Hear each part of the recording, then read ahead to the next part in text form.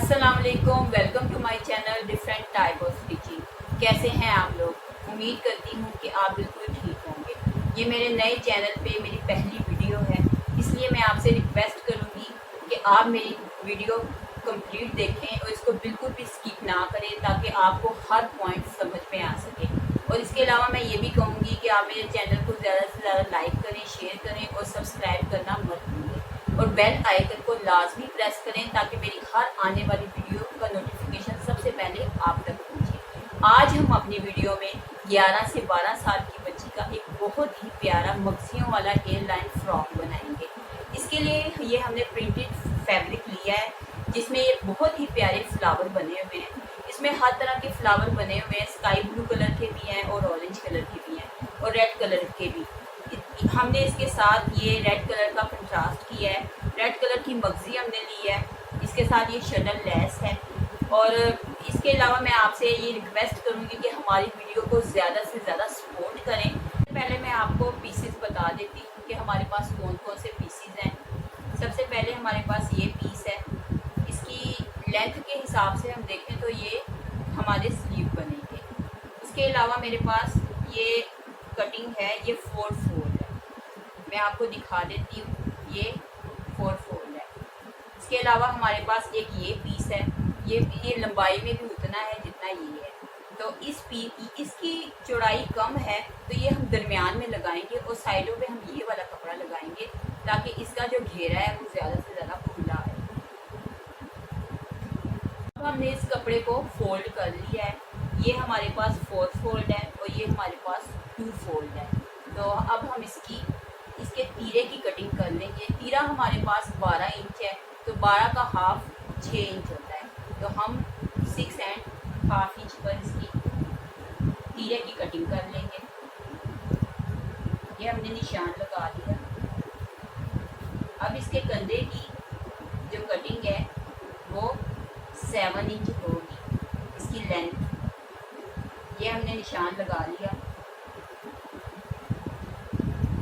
ये हमारी बहुत ही स्मार्ट सी बच्ची है जिसका ये फ्रॉक है, इसीलिए उसके कंधे की जो तीरा है वो 12 इंच आ रहा है। वैसे आमतौर पे देखा जाए जो हेल्थी बच्चे होते हैं उनका आर्म होल जो होता है वो ज़्यादा बड़ा होता है, उसके जो तीरा होता है वो भी ज़्यादा बड़ा होता है, लेकिन ये हमारी स्मार्ट सी बच्ची है इसलिए हम इसका बराबर ही रखेंगे। ये हमने निशान लगा लिया, इसको हमने ऐसे गुलाई में कर लिया। इसके बाद हम चेस्ट का निशान लगाएंगे। चेस्ट का निशान हम लगाएंगे 8 इंच पर। उसके बाद कमर की चौड़ाई ये हम 8 इंच पे रखेंगे और नीचे से हम इसको सारा खुला रखेंगे क्योंकि ये हमारी एयरलाइन फ्रॉक है जिसका घेर बहुत बड़ा होता है। अब ये जिस जगह पे हमने निशान लगाए हैं इसको हम कट कर लेंगे।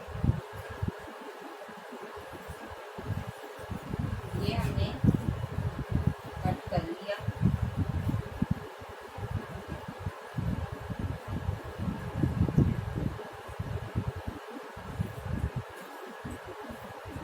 इसकी बहुत अच्छी गुलाई आई है।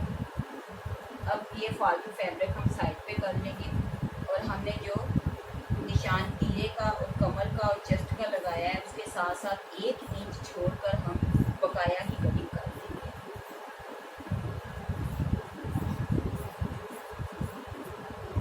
अगर आप चाहें तो इसका घेर ज़्यादा भी कर सकते हैं यहाँ पर कपड़ा डालकर, लेकिन हमारी बच्ची क्योंकि स्मार्ट है इसलिए हम इतना ही इसका घेर रखेंगे जितना उस पर अच्छा लग सके।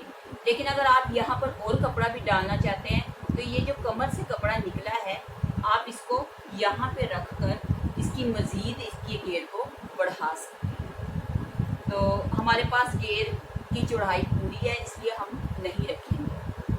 अब इसकी कटिंग हमारे पास कंप्लीट हो गई है। अब हम इस शोल्डर से थोड़ा सा कट ऊपर डालेंगे। हमें तैयार लेंथ जो है वो 36 इंच चाहिए, तो हम इसको नाप लेते हैं ये कपड़ा कितना है। इस कपड़े की लंबाई 36 इंच ही है। 1.5 इंच हम चौड़ा रखते हैं जो फोल्डिंग में आ जाता है, तो ये हम 1.5 इंच लंबा रखेंगे फोल्डिंग के लिए। इस फ्रॉक को बनाते वक्त हमें इसका घेरा थोड़ा सा कम लग रहा था, इसलिए हम साइड पर इसकी ऊपर की कटिंग डाल देंगे इस तरीके से। अब हम निशान लगाकर इसकी चौड़ाई को पूरा कर देंगे। ये हमने निशान लगा दिया। अब हम इसकी कटिंग कर देंगे।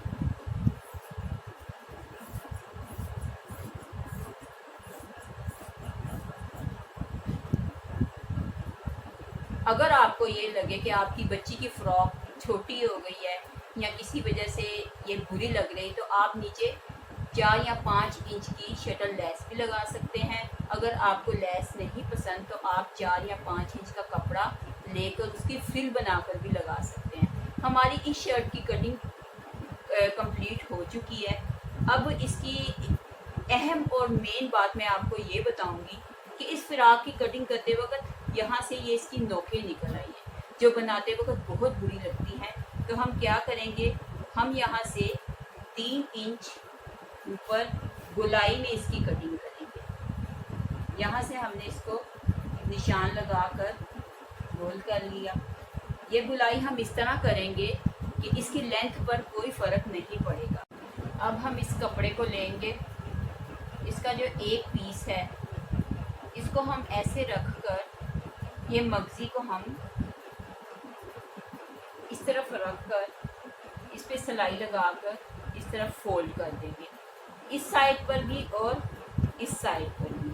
तो जो हमारे आगे वाला फ्रंट है उस पर भी हम ये मगज़ी लगा लेंगे और बैक पर भी ये मगज़ी लगा लेंगे। उसके बाद जो ये वाला हिस्सा है, कंधे वाला हिस्सा, इसको हम बारीक फोल्ड कर लेंगे इस तरह, मशीन की सिलाई लगा लेंगे। अगर ये फ़्रॉक मैंने रेशमी कपड़े पे बनाई होती तो इसको हम ऐसे ही लगा लेते और इसको हम बाद में ओवरलॉक कर लेते, लेकिन ये लॉन का फैब्रिक है तो इसको आप फोल्ड कर लें तो ज़्यादा बेहतर रहेगा। अगर आप चाहें तो इसकी आप ओवरलॉक भी करवा सकते हैं। तो अब हम ये इस पर ये मगज़ी लगा लेंगे। इस सूट की हमने सारी मगज़ियाँ कंप्लीट कर ली हैं।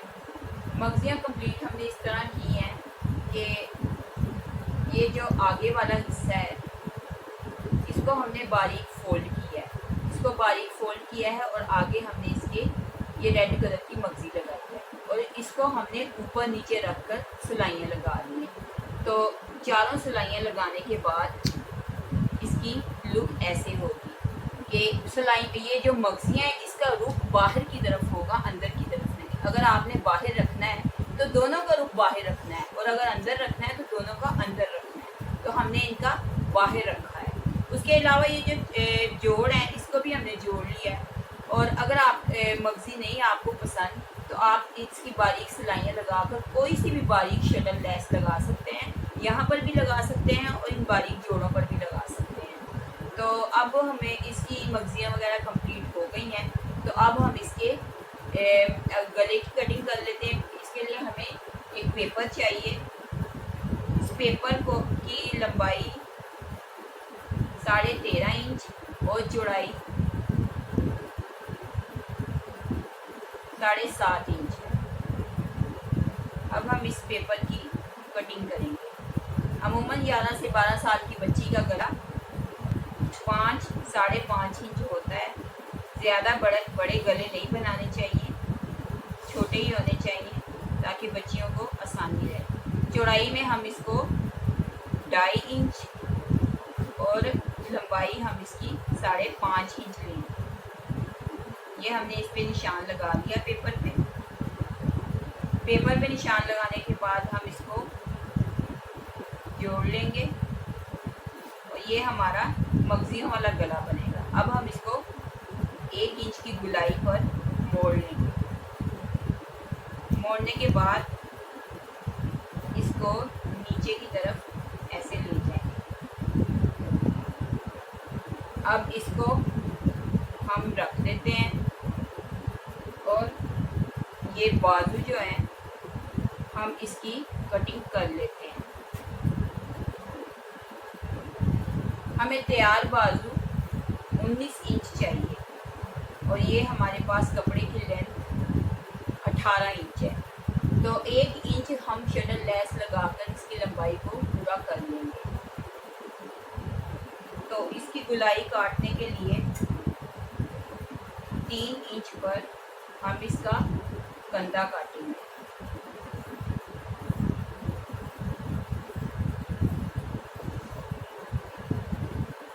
अगर आप चाहें तो ये बेल बॉटम बाजू भी रख सकते हैं। बाजुओं की तकरीबन हमने लंबाई नाप ली है और हमने इसके कंधे की भी कटिंग कर ली है। अब हम इसके शुरू में हम इसको खुला कितने इंच रखेंगे, 5 इंच। 5 इंच हम खुला रखेंगे और 6 इंच पर हम इसकी कटिंग कर देंगे। अगर आप चाहें तो बेल बॉटम भी रख सकते हैं। इसके आगे शटल लेस लगेगी तो इसकी लेंथ कंप्लीट हो जाएगी। अब यहाँ पर हमारी बाजुओं की कटिंग भी कंप्लीट हो गई है। ये जिस तरह हमने चेपी पे निशान लगाए थे वैसे ही हमने कटिंग कर ली है गले की। अब हम इस्त्री की मदद से इसको फ्रंट जो कमीज़ का फ्रंट है उस पर पेस्ट कर लेंगे।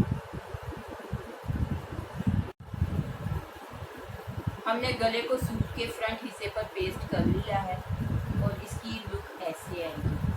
अब हम इसको बिल्कुल थोड़े इंच पर साथ साथ इसकी कटिंग करेंगे। हमें ये ख्याल रखना है कि ये जो चेपी है इसकी बिल्कुल साथ साथ कटिंग हो और चेपी वाला हिस्सा इसमें ना कटे। तो इस तरह हमने ये इसकी कटिंग करनी है।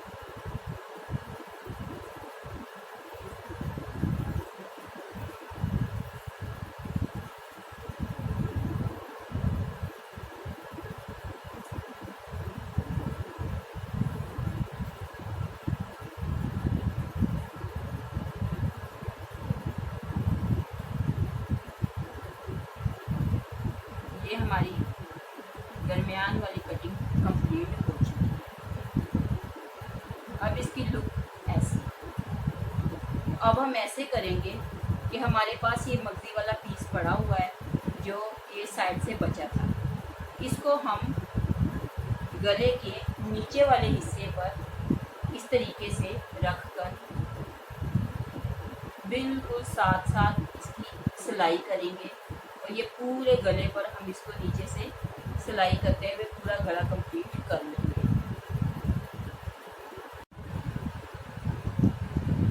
गले पे हमने मगज़ी लगा ली है। मगज़ी लगाने के बाद आपने इसको गले को ऐसे फोल्ड करके सिलाई लगा देनी है। सारी सिलाई लगने के बाद इसकी कॉर्नर आपने इस तरीके से बना लेनी है।